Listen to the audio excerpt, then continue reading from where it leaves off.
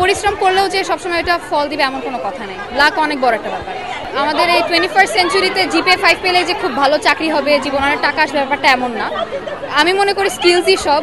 So এখানে রেজাল্টই সব আমি বলবো না। গোল্ডেন A+ এসেছে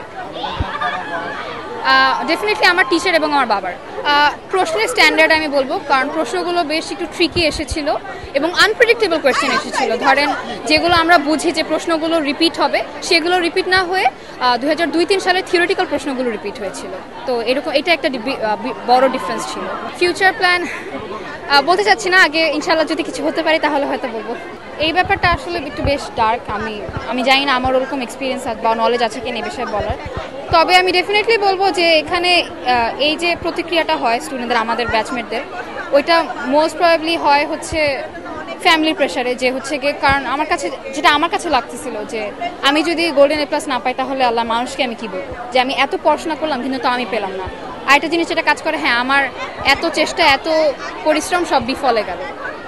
তো এটা আই থিঙ্ক সোশ্যাল স্ট্যান্ডার্ডটার জন্য এটা হয়। ভাইয়া ব্যাপারটা তো সবসময় প্রাতিষ্ঠানিক হয় না, ইন্ডিভিজুয়াল ব্যাপারও কাছে আছে। এদের মাঝে দেখেন গিয়ে অনেকেরই ফ্যামিলিতে প্রবলেম ছিল, হয়তোবা অসুস্থ হয়ে পড়েছিল, ডেঙ্গুর অনেক বেশি প্রকোপ ছিল এই মাঝে, অনেক কিছুই হতে পারে। সো আমি কিছু এজিউম করতে চাই না।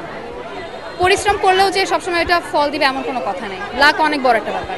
ডেফিনেটলি না, মানে আমাদের এই 21st সেঞ্চুরিতে জিপিএ 5 পেলে যে খুব ভালো চাকরি হবে, জীবনে অনেক টাকা আসবে, ব্যাপারটা এমন না।